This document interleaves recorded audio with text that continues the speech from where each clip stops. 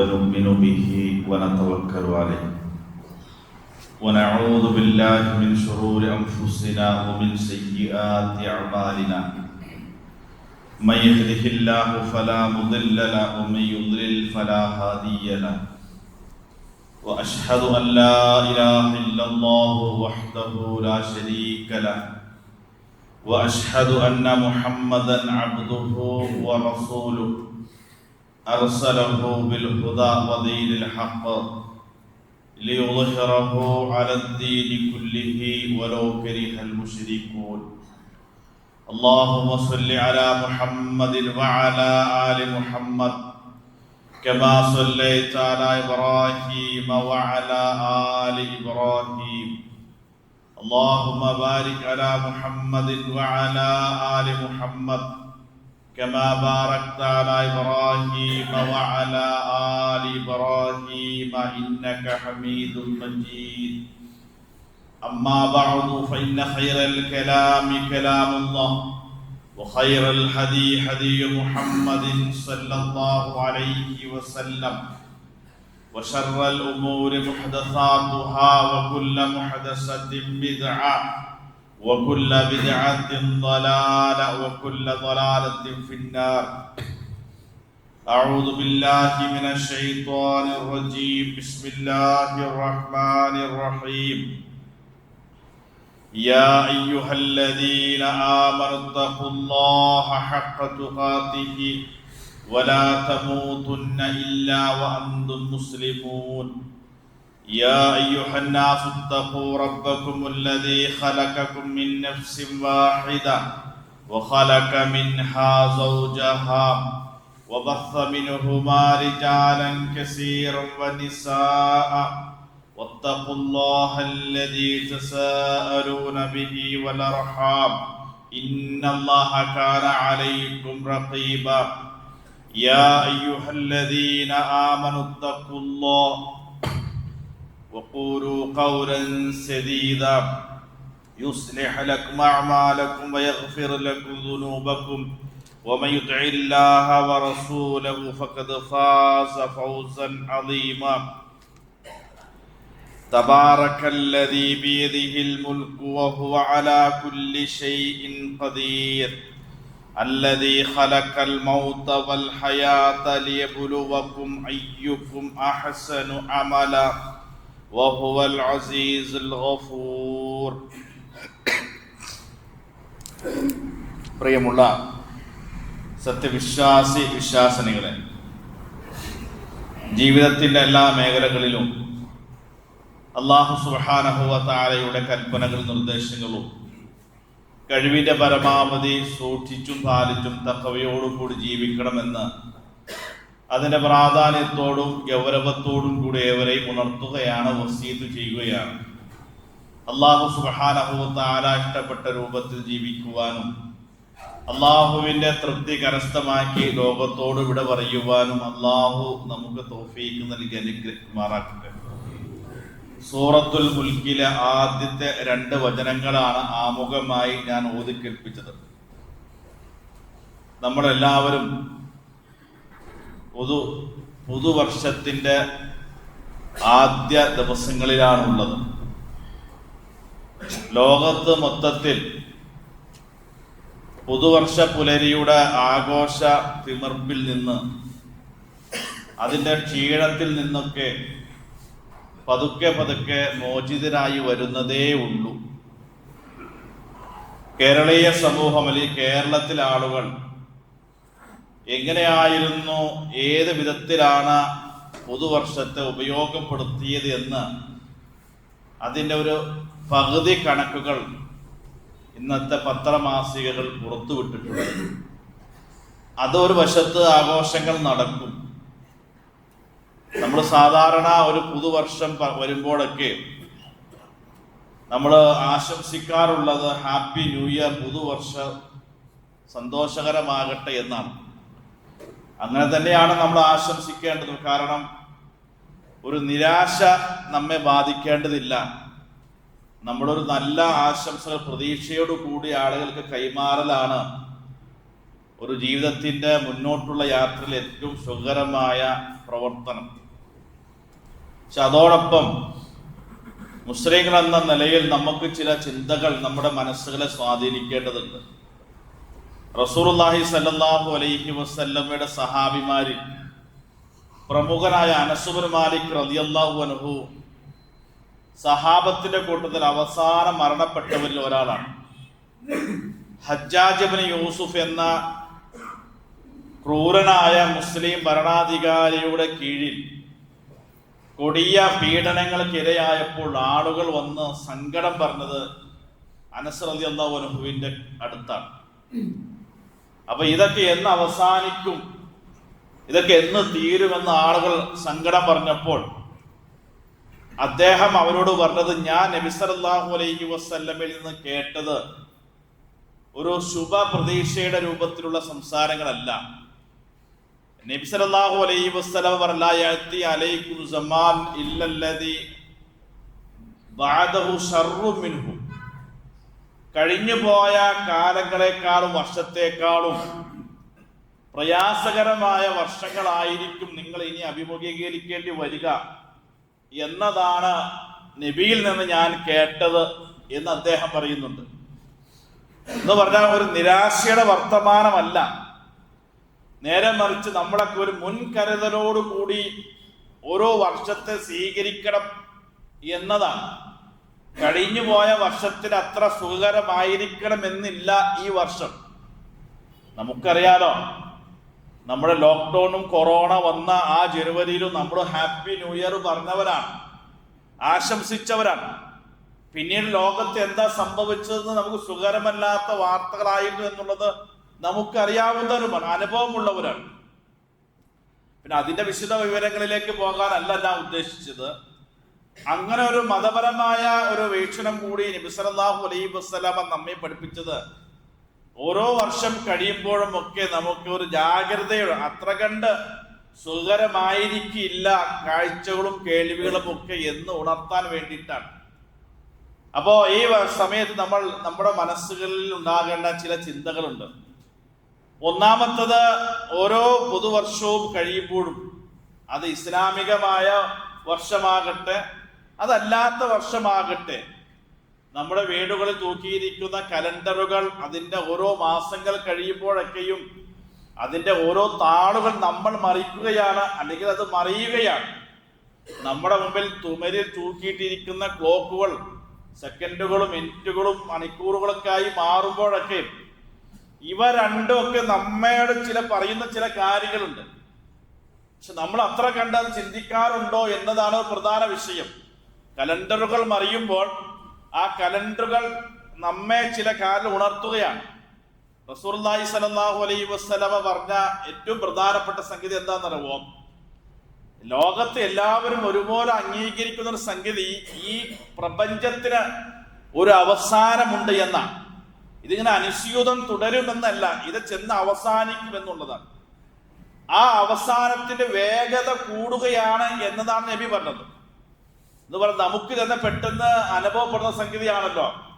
എത്ര പെട്ടെന്നാണ് ഒരു വർഷം നമ്മിൽ നിന്ന് കടന്നു പോയത്, എത്ര വേഗത്തിലാണ് ഒരു ആഴ്ചകൾ കടന്നു പോകുന്നത്. ഒരു ജുമഅക്ക് ശേഷം അടുത്ത ജുമഅക്ക് വരുന്ന നമുക്ക് പെട്ടെന്ന് അത് അനുഭവപ്പെടുകയാണ്. അതിവേഗം മുന്നോട്ട് പോയി എങ്ങോട്ടായി പോകുന്നത്? അല്ലാഹു സുബ്ഹാനഹു വ തആല ഈ പ്രപഞ്ച സംവിധാനങ്ങൾക്ക് നിശ്ചയിച്ച ഒരു അവധിയുണ്ട്. ആ അവധിയിലേക്ക് ഇവ അതിവേഗം പോകുകയാണ്. നബി സല്ലല്ലാഹു അലൈഹി വസല്ലം ശദീഖുല്ലാ തഖൂമു സ്സാഅ, അന്ത്യനാൾ അടുക്കുമ്പോഴേക്കും ഹത്താ യതഖാറബു സമാൻ, സമയങ്ങളും കാലങ്ങളും പരസ്പരം അടുത്തുകൊണ്ടേയിരിക്കും. എങ്ങനെ? ഫതകൂനു സനതു കശഹർ, ഒരു വർഷം കടന്നു പോകുന്നത് നിങ്ങൾക്ക് അനുഭവപ്പെടുക ഒരു മാസം കടന്നു പോയതുപോലെ ആയിരിക്കും. വശഹ്റു കൽ ജുമുഅ, ഒരു മാസം കടന്നു പോകുന്നത് ഒരു ആഴ്ച കടന്നു പോകുന്നത് പോലെ ആയിരിക്കും. ഒരാഴ്ച ഒരു ദിവസം പോലെയും, ഒരു ദിവസം മണിക്കൂറുകൾ പോലെയും, മണിക്കൂറുകൾ ഏതാനും മിനിറ്റുകളും സെക്കൻഡുകളും പോലെ നിങ്ങൾക്ക് അനുഭവപ്പെടുന്ന. നോക്കൂ, നമ്മൾ ഇന്ന് അനുഭവിക്കുകയാണ്. എല്ലാവിധ ആധുനിക സംവിധാനങ്ങളും നമ്മുടെ കയ്യിൽ മെഷീനറികൾ നൽകിയിട്ടുണ്ട്. പക്ഷെ അതിലൊന്നും നമ്മുടെ 24 മണിക്കൂറുകളോ 365 ദിവസങ്ങളോ തികയുന്നില്ല അവ പൂർത്തീകരിക്കാന്ന. എന്ന് പറഞ്ഞാൽ നമ്മൾ ഞായറാഴ്ചകൾ പോലും ബിസിയാണ്. എന്താ കാരണം? ഈ സംവിധാനമൊക്കെ ഉണ്ടായിട്ട് നമ്മുടെ ജോലി ബാക്കിയാണ്, തികയുന്നില്ല, സമയം തികയുന്നില്ല എന്നാണ് നമ്മുടെ എല്ലാവരുടെയും പരാതി. നമ്മൾ നേരത്തെ നേരെ അത് അനുഭവിക്കുകയാണ്. ഈ അനുഭവം എന്താണെന്നറിയോ?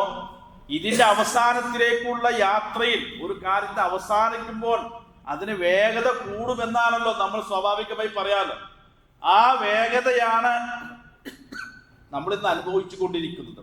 അപ്പൊ അതാണ് ഒന്നാമത് നമ്മുടെ മനസ്സുകളിലേക്ക് വരുന്നത്. ഇതിന്റെ അവസാനത്തിലേക്കുള്ള യാത്രയുടെ വേഗം, സ്പീഡ് കൂടിക്കൊണ്ടിരിക്കുന്നു. ഇനി ഇതിനേക്കാൾ കൂടും എന്നതാണ് അതിന്റെ വിശദീകരണങ്ങളിൽ നമുക്ക് ബോധ്യപ്പെടുന്ന സംഗതി. ഒന്നതാണ്. രണ്ടാമത്തത്, വ്യക്തിപരമായി നമ്മൾ ഓരോരുത്തരും മനസ്സിലാക്കുക, ഓരോ വർഷം കഴിയുന്തോറും ഒന്ന് നമ്മുടെ മരണത്തിലേക്ക് നമ്മൾ ഒരു വർഷം കൂടി അടുത്തു എന്ന് പറഞ്ഞാൽ അള്ളാഹു നമുക്ക് നിശ്ചയിച്ച ഒരു സമയമുണ്ടല്ലോ, ആയുസ്. ആ ആയുസ്സിലേക്ക്, നമ്മുടെ മരണത്തിലേക്ക്, ആ തീയതിയിലേക്ക് നമ്മൾ ഒരു വർഷം കൂടി അടുത്തിരിക്കുകയാണ്. അതാണൊന്ന്. രണ്ടാമത് സംഗതിയോ, നമ്മുടെ ആയുസ്സിൽ നിന്ന് അള്ളാഹു നൽകിയ ആ അവസരങ്ങളിൽ നിന്ന് ഒരു വർഷം കഴിഞ്ഞു. അതാണ് ഏറ്റവും പ്രധാനപ്പെട്ട സംഗതി. നമുക്ക് നൽകിയ ആയുസ് എന്ന് പറഞ്ഞാൽ നമുക്കുള്ള അവസരമായിരുന്നു.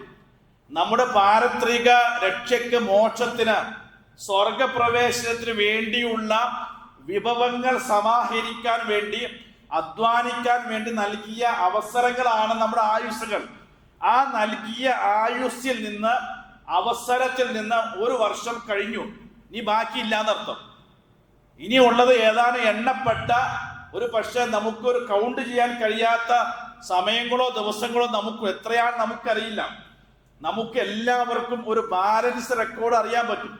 നമ്മുടെ എത്രയാണ് നമ്മുടെ ബാങ്ക് അക്കൗണ്ട് ഉള്ളത്, നമ്മുടെ ബാലൻസ് എടുത്ത് നോക്കിയാൽ എല്ലാത്തിനും ഒരു ബാക്കി പത്രമുണ്ട്, ഇനി എത്ര ഉണ്ടെന്നുള്ളത്. പക്ഷെ ആയുസ്സിന് മാത്രമേ നമുക്ക് ഇപ്പൊ 70 എത്ര വയസ്സായി ചോദിച്ചാൽ ആ 70 50 പറയുന്നത് ബാക്കിയല്ലല്ലോ. നേരെ മറിച്ച് നമ്മൾ ഉപയോഗപ്പെടുത്തിയ കഴിഞ്ഞു പോയതാണ് നമ്മെ അത് ആയുസ്സിന് മാത്രമേ ഉള്ളൂ കഴിഞ്ഞു പോയത് പറയുന്നുള്ളൂ. ബാക്കിയെല്ലാം ഇനി എത്ര ഉണ്ട് എന്നതാണ് പറയുന്നത്. ആയുസ്സിന് മാത്രമേ ഇനി എത്ര ഉണ്ട് നമുക്ക് നിശ്ചയമല്ലാത്ത സംഗതി. അപ്പൊ അള്ളാഹു നമ്മുടെ പരലോക രക്ഷയ്ക്ക് വേണ്ടി ഉപയോഗപ്പെടുത്താൻ തന്ന, അധ്വാനിക്കാൻ തന്ന സമയത്തിൽ നിന്ന്, ആയുസ്സിൽ നിന്ന്, അവസരത്തിൽ നിന്ന് ഒരു വർഷം കഴിഞ്ഞു പോയിരിക്കുകയാണ്. ഇനി അത്ര ഇല്ല എന്നർത്ഥം. അതിലേക്ക് സൂചകമാണ് ഞാൻ ആമുഖമായി ഓതി വെച്ച ആയത്ത് നോക്കും. അല്ലദീ ഖലഖൽ മൗത വൽ ഹയാത്ത, അള്ളാഹുവാണ് നിങ്ങൾക്ക് മരണവും ജീവിതവും സംവിധാനിച്ചത്. ആ പ്രയോഗത്തിന് തന്നെ ഒരു കൃത്യം നോക്ക്. അല്ലദീ ഖലഖൽ മൗത, മരണം, വൽ ഹയാത്ത, ജീവിതവും. ശരിക്കും ആദ്യം ജീവിതമാണ്, പിന്നീടാണല്ലോ മരണം വന്നത്. അപ്പൊ ആദ്യം അല്ല പറഞ്ഞത് മരണവും ജീവിതവും നിങ്ങൾക്ക് സംവിധാനിച്ചത്. അത് എന്തിനാ അങ്ങനെ പ്രയോഗിച്ചത്? മരണത്തിനാണ് പ്രാധാന്യം എന്ന് സൂചിപ്പിക്കാനാണ് അള്ളാഹു അങ്ങനെ ഉപയോഗിച്ചതെന്നാണ് മുഫസ്സിറുടെ അഭിപ്രായം. ഏത് അഭിപ്രായം ആയിക്കൊള്ളട്ടെ. എന്റെ ശേഷം എന്താ പറഞ്ഞത്? ലിയബ്ലുവക്കും, നിങ്ങളെ ഒന്ന് പരിശോധിക്കാൻ. അയ്യുക്കും അഹ്സനു അമല, നിങ്ങൾ ആരാണ് ഏറ്റവും നന്നായി പ്രവർത്തിക്കുക എന്നറിയാൻ. എങ്ങനെ പ്രവർത്തിക്കുന്നു എന്നതല്ല വിഷയം. അഹ്സനു അമല, നിങ്ങൾ പ്രവർത്തിക്കുമ്പോൾ ഏറ്റവും ഭംഗിയായി, അതിന് ഒരുപാട് വിശദീകരണമുണ്ട്. ഏറ്റവും ഭംഗിയായി ചെയ്യേണ്ടതുപോലെ ചെയ്യുക, അതിന്റെ രൂപത്തിൽ ചെയ്യുക, മാന്യമായി ചെയ്യുക, അതൊക്കെ അതെപ്പോഴും. അപ്പൊ ഏറ്റവും നന്നായി ആരാണോ അധ്വാനിക്കുന്നത് അതറിയാൻ വേണ്ടിയിട്ടാണ് ഈ രാവും പകലും ദിവസവും മാസവും വർഷവും ഒക്കെ സംവിധാനിച്ചത്. നോക്കുക, ആ അവസരമാണ് നഷ്ടപ്പെട്ടത്. അതുകൊണ്ട് ഏറ്റവും നന്നായി നമ്മൾ പ്രവർത്തിച്ചാൽ മതി. എങ്ങനെയെങ്കിലും പ്രവർത്തിച്ച്, എങ്ങനെയെങ്കിലും ചെയ്ത്, എങ്ങനെയെങ്കിലും ജീവിച്ചാൽ പരലോകത്ത് രക്ഷപ്പെടാമെന്ന് വിചാരിക്കണ്ട. നന്നായി ഭംഗിയായി അധ്വാനിക്കണം. ആ അധ്വാനിക്കാനുള്ള അവസരമാണ് നമുക്ക് ഒരു വർഷം കൊണ്ട് നമ്മുടെ ആയുസ്സിൽ നിന്ന്, നമ്മുടെ അവസരത്തിൽ നിന്ന് നഷ്ടപ്പെട്ട് കഴിഞ്ഞു പോയത്, തീർന്നു പോയതെന്നർത്ഥം. ഈ ആയുസ്സും ഒക്കെ നബി സല്ലല്ലാഹു അലൈഹി വസല്ലം വിശദീകരിച്ചെന്ന് നബിയോട് നബിയെ ഏറ്റവും നല്ല മനുഷ്യരാരാ? ഖൈറുൻ നാസി മൻ ത്വാല ഉംറുഹു വഹസന അമലുഹു. അയാൾക്ക് നല്ല ആയുസ് കിട്ടി. ആ ആയുസ്സിൽ അയാൾ നല്ലത് മുഴുവൻ ഉപയോഗപ്പെടുത്തിയാൽ അയാൾ പരലോകത്ത് നല്ല മനുഷ്യനാണ്, അയാൾക്ക് നഷ്ടം ഉണ്ടാവൂല. അപ്പൊ ഷർറുൻ നാസ്, ജനങ്ങളിൽ മോശക്കാരൻ ആരാണ്? മൻ ത്വാല ഉമറുഹു വസ്സഅ അമലുഹു, നല്ല ആയുസ് കിട്ടി, ആ ആയുസ് അയാൾ ഉപയോഗപ്പെടുത്താതെ അത് അള്ളാഹു ഇഷ്ടപ്പെടാത്ത മാർഗത്തിൽ ഉപയോഗിച്ച് പരലോകത്ത് വരുന്നതാണ്, അയാൾ നഷ്ടക്കാരനാണെന്നാ. നോക്കൂ, ആയുസ് എമ്പാടും കിട്ടിയിട്ട്, ഈ ആയുസിന്റെ കണക്ക് വിശദീകരിക്കുന്നുണ്ട് കേട്ടോ.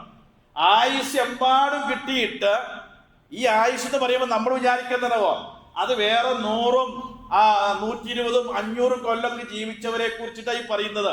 നമ്മളൊക്കെ 50-60 വർഷമൊക്കെ ചുരുങ്ങി ജീവിച്ചു, നമുക്കൊന്നും അത്ര കണ്ടത് ബാധകമല്ല എന്ന നബി അങ്ങനെയല്ല വിശദീകരിച്ചത്. അപ്പൊ ആയുസ് പരലോകത്തിന് വേണ്ടി ആര് ഉപയോഗപ്പെടുത്തുകയോ അവരെ പരലോകത്ത് രക്ഷപ്പെടുകയുള്ളൂ. ആര് ദുരുപയോഗം ചെയ്തുവോ അവർ നഷ്ടക്കാരായിരിക്കുമെന്നാണ്.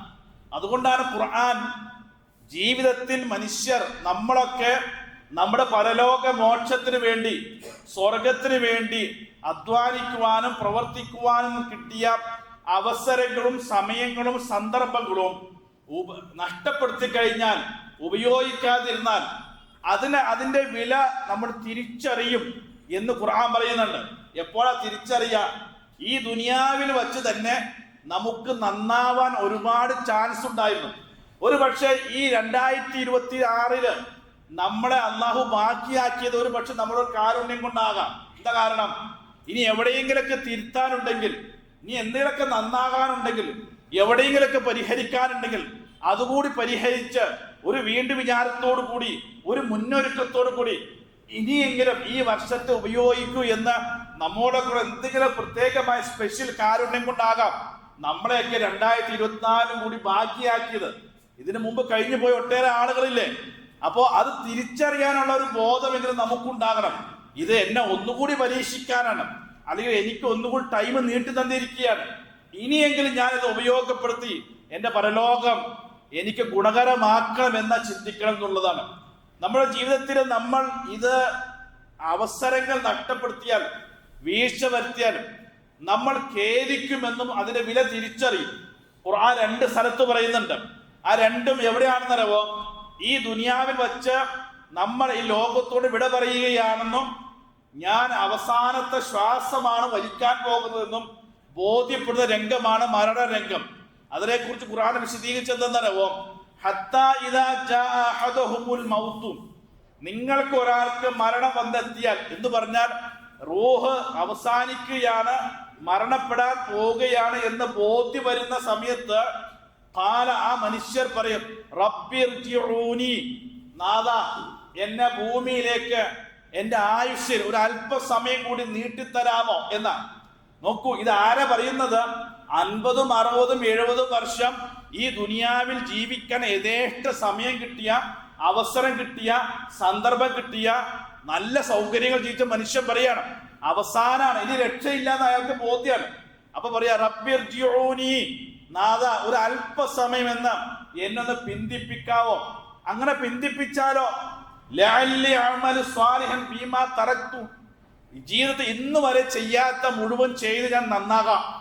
ഇയാൾ പറയാണ് ഇതെല്ലാവരും, ഇത് ലോകത്ത് എല്ലാ മനുഷ്യരെയും കൊണ്ട് അല്ലാഹ് പറയിപ്പിക്കുന്നതാണ് മുഫസ്സിറുകൾ പറയുന്നത്. ഞാൻ നന്നാകാം. നമ്മൾ സാധാരണ കേൾക്കുക റബ്ബി ലൗലാ അഖർതനി ഇലാ അജലിൻ ഖരീബ്, അല്ലാഹുവേ ഒരു അല്പസമയം എന്നെ പിന്തിപ്പിച്ചാൽ മതി. അങ്ങനെ പിന്തിപ്പിച്ചാലോ ഞാൻ സമ്പത്ത് മുഴുവൻ ചെലവഴിച്ച് ആയുസ് മുഴുവൻ നിനക്ക് ഇഷ്ടപ്പെട്ട ഒരു നന്നായി ജീവിതത്തിൽ തിരിച്ചു വരാന്ന്. പിന്തിപ്പിക്കൂല. നിങ്ങൾ ആലോചിച്ച് നോക്കും. അപ്പൊ ആ സമയത്ത് നമ്മൾ ഖേദിക്കും, ഇതിന്റെ വില നമ്മൾ തിരിച്ചറിയും. അതുകൊണ്ട് ഖുർആൻ ഇത് എടുക്ക് ഉണർത്താൻ കാരണം തരവോ സഹോദരങ്ങളെ, നിങ്ങൾ ഇതിന്റെ വില തിരിച്ചറിയും. അതുകൊണ്ട് കിട്ടുന്ന അവസരങ്ങൾ നിങ്ങളുടെ പാരത്രിക മോക്ഷത്തിന് വേണ്ടി ഉപയോഗപ്പെടുത്തണം കേട്ടോ. നഷ്ടപ്പെടുത്തിയ അവസരങ്ങളെ കുറിച്ച് ഖേദിക്കുമെന്ന് ഓർമ്മപ്പെടുത്താനാണ്. അതുകൊണ്ട് നമുക്ക് നൽകിയ ആയുസ് നമ്മുടെ അവസരങ്ങളാണ്. ആ അവസരങ്ങൾ നമ്മുടെ പരലോകത്തിന് വേണ്ടി കൃത്യമായി ഉപയോഗപ്പെടുത്തണം. റസൂലുള്ളാഹി സ്വല്ലല്ലാഹു അലൈഹി വസല്ലമയോട് ചോദിച്ചു, നബിയ ആരാണ് ബുദ്ധിമാൻ അല്ലെങ്കിൽ സമർത്ഥൻ? നബിയുടെ വിശദീകരണം അൽ കയ്യിസു മൻ ദാന നഫ്സഹു വഅമില ലിമാ ബഅദൽ മൗത്ത്. അൽ കയ്യിസ് ബുദ്ധിയുള്ളവൻ, സമർത്ഥൻ ആരാ? മൻ ദാന നഫ്സു, സ്വന്തം ശരീരത്തെയും മനസ്സിനെയും നിയന്ത്രിക്കാൻ പറ്റിയവർ. ഇപ്പൊ നമ്മുടെ ശരീരം നമ്മുടെ നിയന്ത്രണത്തിലല്ല എന്നുള്ളൊരു വസ്തുതയാണ്. അതുകൊണ്ടാണ് ശരീരത്തിന്റെ ആഗ്രഹങ്ങൾക്ക് ഒപ്പം നമ്മൾ പോകുന്നത് എപ്പോഴാണ്? ഇപ്പൊ നമ്മുടെ ആഗ്രഹങ്ങൾ നമ്മുടെ കയ്യിൽ നിയന്ത്രണത്തിലാണോ? അല്ല എന്നുള്ളതാണ് വസ്തുത. കാരണം എന്താഗ്രഹിക്കുന്നുവോ അതിന്റെ പിന്നാലെ നമ്മൾ പോവുകയാണ്. ആഗ്രഹങ്ങൾക്ക് മനുഷ്യർക്ക് വേണ്ട എന്ന അർത്ഥത്തിലല്ല പറയുന്നത്. അപ്പൊ സ്വന്തം ശരീരത്തെയും മനസ്സിനെയും ഇച്ഛകളെയും ആർക്ക് നിയന്ത്രിക്കാൻ കടിഞ്ഞാടിടാൻ കഴിയുന്നുവോ, മരണാനന്തര ജീവിതത്തിന് വേണ്ടി ആരും അധ്വാനിക്കുന്നു അവനാണ് സമർത്ഥൻ. ഒരു ബുദ്ധിയുള്ള മനുഷ്യൻ എന്ന് പറഞ്ഞാൽ ഒന്ന് ശരീരത്തെയും മനസ്സിനെയും ആഗ്രഹങ്ങളെയും ഇച്ഛകളെ നിയന്ത്രിക്കാൻ, നമ്മുടെ കൈപ്പിടിയിൽ ഒതുക്കാം, പിന്നീട് പരലോകത്തിന് വേണ്ടി അധ്വാനിക്കാൻ, അവരാണ് ഏറ്റവും വലിയ സമർത്ഥൻ എന്നാണ് റസൂലുള്ളാഹി സ്വല്ലല്ലാഹു അലൈഹി വസല്ലമയുടെ വിശദീകരണം. ഇപ്പൊ നമ്മൾ ആ നബി വിശദീകരിച്ച ബുദ്ധിമാന്മാരിലും ദിഷ്ണാശാലികളും സമർത്ഥന്മാരിലുമല്ല ഉൾപ്പെടേണ്ടത്.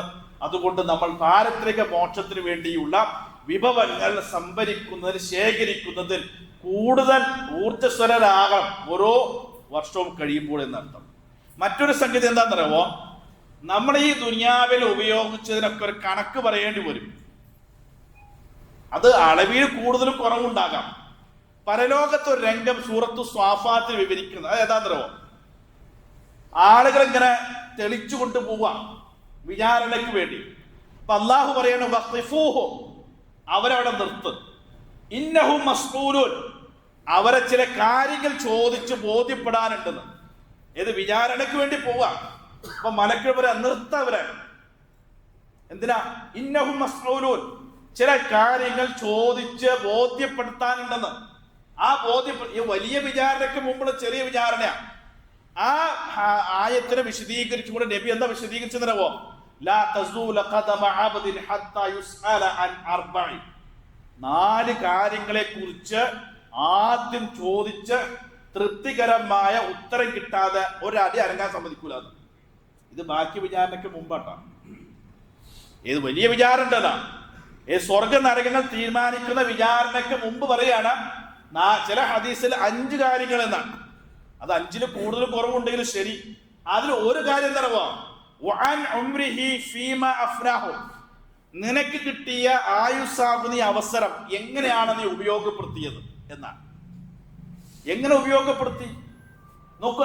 ആ ചോദ്യത്തിന് തൃപ്തികരമായ മറുപടി ലഭിച്ചില്ലെങ്കിൽ അള്ളാഹു എങ്ങനെയാണോ നമ്മളുടെ ഉത്തരം നമ്മളിൽ നിന്ന് വരേണ്ട ഉത്തരം, ആ ഉത്തരമല്ല നമ്മൾക്ക് പറയുന്നതെങ്കിൽ അടുത്ത ചോദ്യങ്ങൾക്ക് തന്നെ പ്രസക്തി ഇല്ല എന്നർത്ഥം. അവിടെ വെച്ച് അവസാനിപ്പിക്കും.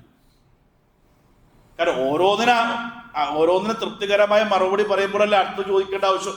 ഒന്നാമത്തേനെ ഉത്തരമില്ല, പിന്നെ രണ്ടാമത്തെ എന്തിനാ ചോദിക്കുന്നത്? അപ്പൊ ഇതിനൊക്കെ നമ്മൾ ദുനിയാവിൽ ഉപയോഗിച്ചതിനും അനുഭവിച്ചതിനും ആസ്വദിച്ചതിനും ഒക്കെ കണക്ക് പറയേണ്ടി വരും. എണ്ണി കൂടുതലുള്ളവർ കൂടുതൽ സമയം പറയേണ്ടി വരും, കുറച്ചുള്ളവർ അത്രയും പറഞ്ഞാൽ മതി. അപ്പൊ അതുകൊണ്ട് കണക്ക് പറയാതെ ഒരടി അനങ്ങാൻ പരലോകത്ത് അനുവദിക്കില്ല എന്ന ബോധ്യം നാളെ പഠിച്ചവന്റെ മുമ്പിൽ നിൽക്കേണ്ടി വരും, നിന്ന് വിയർക്കേണ്ടി വരും എന്ന വസ്തുത നമ്മൾ തിരിച്ചറിയണം.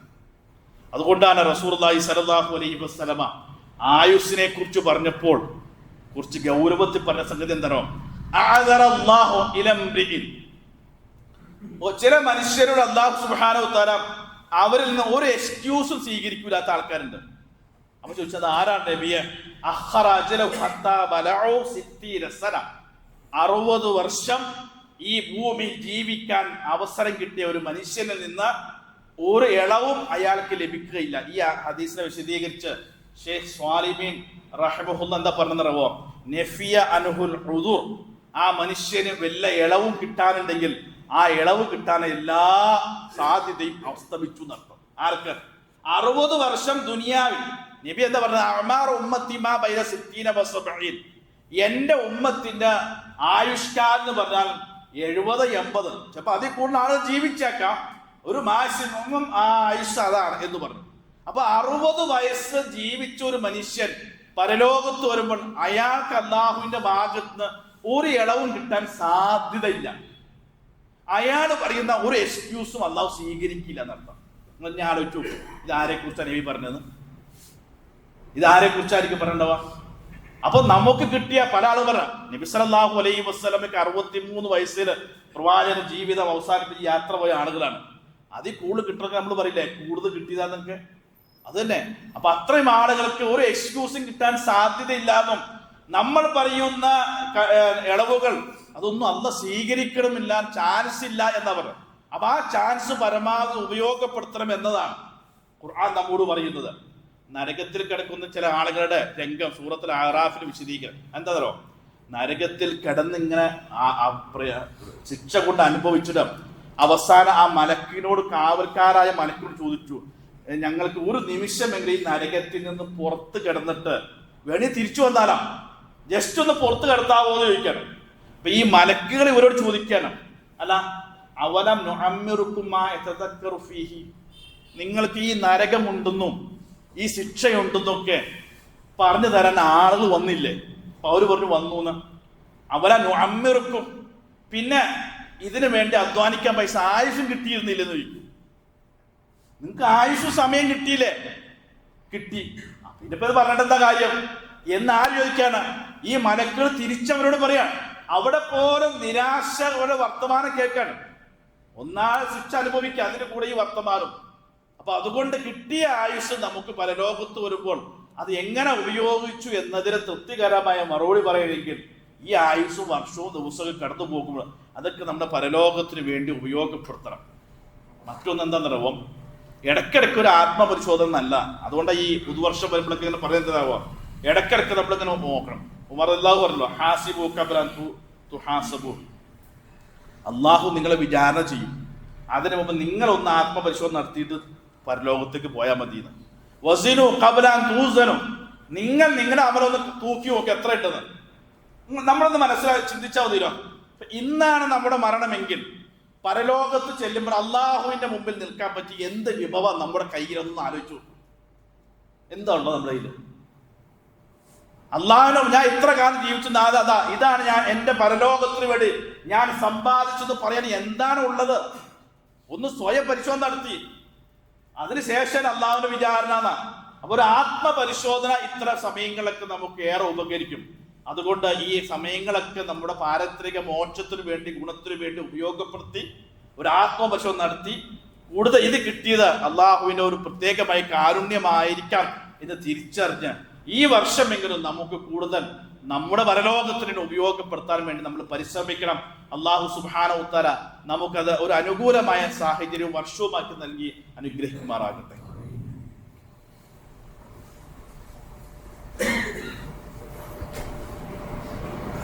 അൽഹംദുലില്ലാഹി റബ്ബിൽ ആലമീൻ വസ്സലാത്തു വസ്സലാമു അലാ അഷ്റഫിൽ മുർസലീൻ വഅലാ ആലിഹി വസഹ്ബിഹി അജ്മഈൻ. അമ്മാ ബഅദ്. ഒരിക്കൽ കൂടി അള്ളാഹുവിന്റെ കൽപ്പന പാലിച്ച് ജീവിക്കണമെന്ന് ഉണർത്തുകയാണ്. സൂറത്തുൽ ഹശറിലെ 18-19 വചനങ്ങൾ അത് ഇടയ്ക്കിടയ്ക്ക് നമ്മൾ ഇങ്ങനെ ഓതണം. എന്താണെന്നറിയോ, യാ അയ്യുഹല്ലദീന ആമനു തഖുല്ലാഹ, അല്ലയോ സത്യവിശ്വാസികളെ നിങ്ങൾ അള്ളാഹുവിനെ സൂക്ഷിക്കണം. ഇത് വിശ്വാസികളെയാണ് വിളിക്കുന്നത്. എന്നിട്ടോ വൽതൻദുർ നഫ്സും മാ ഖദ്ദമത് ലിഗദിൻ, നിങ്ങൾ പരലോകത്തേക്ക് വേണ്ടി നിങ്ങളുടെ കൂടെ കൊണ്ടുപോകാൻ എന്തൊക്കെ ഉണ്ട് എന്ന് നിങ്ങളൊന്ന് പരിശോധിക്കും, നോക്കുക. വത്തഖുല്ലാഹ, നിങ്ങൾ അള്ളാഹുവിനെ സൂക്ഷിക്കണം. ഇന്നല്ലാഹ ഖബീറും ബിമാ തഅമലൂൻ, നിങ്ങൾ പ്രവർത്തിക്കുന്നത് അള്ളാഹു കൃത്യമായി അറിയുന്നവരാണ്. അപ്പൊ നമ്മളെ വിളിച്ച് അന്ന് ഇടയ്ക്കിടയ്ക്ക് ഉണർത്തുവാണ്, എന്താണ് കയ്യിലുള്ളത്? പോവല്ലേ, പോകാൻ നേരത്ത് വല്ലത് കൊണ്ടുപോകണ്ടേ, എന്താണ് കയ്യിലുള്ളത് എന്നൊന്ന് പരിശോധിക്കുക. അടുത്ത ആയത്ത് എന്താ പറയുക, വലാ തകൂനു, എന്താ നമ്മൾ ഉപദേശിക്കുക, വലാ തകൂനു കല്ലദീന നസുല്ലാഹ, അള്ളാനെ മറന്ന് ജീവിച്ച പോലെ നിങ്ങൾ അങ്ങനെ ആകല്ലേ. ഫൻസാഹും അൻഫുസഹും ഉലൈക ഹുമുൽ ഫാസിഖൂൻ, അവരെ തന്നെ മറന്നു, അപ്പൊ അള്ളാഹു അവരെ താകും. അപ്പൊ ജീവിതത്തിൽ അള്ളാനെ മറന്ന് ജീവിക്കരുത്. അള്ളാഹ് പറയുന്നത് അള്ളാനെ മറന്ന് ജീവിക്കണം, അത് വലിയ ധിക്കാരാണ്. അതിന് ഒരു ഇടപെടൽ ദൈവികമായിട്ട് ഈ ലോകത്ത് തന്നെ ഉണ്ടാകുന്ന വേറെ വസ്തുതയാണ്. അപ്പൊ ഇടയ്ക്കിടയ്ക്ക് നമ്മുടെ കയ്യിൽ എന്താണ് ഉള്ളത് പരലോകത്തിന് വേണ്ടി എന്നൊന്ന് ചിന്തിക്കണം. അപ്പൊ എവിടെയും കുറവുകളൊക്കെ ഉണ്ട് അയാൾക്ക് പരിഹരിച്ച് കുറച്ചൊക്കെ എന്തെങ്കിലുമായിട്ടൊക്കെ പരലോകത്ത് അള്ളാഹിന്റെ മുമ്പിൽ വെറും കൈയോടെ നിൽക്കുന്ന ഒരു അവസ്ഥ ആലോചിച്ച് നോക്കൂ, എന്ത് മറുപടിയാ പറയാ? ആർക്ക് അയാളോട് ഒരു ധൈര്യം തോന്നാൻ ഒന്നും തോന്നൂല. അതുകൊണ്ട് നമ്മുടെ പരലോകം നമ്മൾ തന്നെ സുരക്ഷിതമാക്കണം. അള്ളാഹു അനുഗ്രഹിക്കുമാറാകട്ടെ. നമ്മുടെ പാപങ്ങൾ അള്ളാഹു നമുക്ക് പുറത്തു മാപ്പാക്കി തരുമാറാകട്ടെ. ഒരുപാട് ആളുകൾ ദുആ കൊണ്ട് വസിയത്ത് ചെയ്തിട്ടുണ്ട്. ഒന്ന്, നമ്മളുമായി ബന്ധപ്പെട്ട ഒരു സഹോദരൻ്റെ ജ്യേഷ്ഠൻ കഴിഞ്ഞ ദിവസം മരണപ്പെട്ടു. അള്ളാഹു സുബ്ഹാനഹു വ തആല അദ്ദേഹത്തിന് മഗ്ഫിറത്തും മർഹം നൽകി അനുഗ്രഹിക്കുമാറാകട്ടെ. അദ്ദേഹത്തിൻ്റെ പാപങ്ങൾ അള്ളാഹു കൊടുത്ത് സ്വർഗ്ഗം നൽകി അനുഗ്രഹിക്കുമാറാകട്ടെ. മറ്റു 2 രോഗികളാണ്, അവർ ആശുപത്രിയിലാണ്. ഒന്ന് ചെറിയ കുട്ടിയാണ്, മറ്റൊരു സഹോദരൻ്റെ മാതാവാണ്. അവരൊക്കെ ദുആയോട് വസിയത്ത് ചെയ്യുന്നു. അള്ളാഹു അവരെല്ലാം രോഗങ്ങൾ പൂർണ്ണ ശിഫ നൽകി അനുഗ്രഹിക്കുമാറാകട്ടെ. അത്തരം രോഗത്തിൽ അല്ലാഹു നമ്മെ കാത്ത് രക്ഷിക്കുമാറാകട്ടെ. ഇസ്ലാമിന് മുസ്ലിം സമൂഹത്തിന് അല്ലാഹു ഇസ്സത്ത് പ്രദാനം ചെയ്യുമാറാകട്ടെ. اللهم اغفر للمؤمنين والمؤمنات والمسلمين والمسلمات الأحياء منهم والأموات إنك مجيب الدعوات يا قاضي الحاجات. اللهم أجرنا من النار، اللهم أجرنا من النار، اللهم أجرنا من النار. اللهم أعز الإسلام والمسلمين وذل الشرك والمشركين. اللهم أحينا للكتاب والسنة ومتنا مع الإيمان والتوبة. ربنا آتنا في الدنيا حسنة وفي الآخرة حسنة وقنا عذاب النار. ربنا تقبل منا إنك أنت السميع العليم وتب علينا إنك أنت التواب الرحيم. آمين برحمتك يا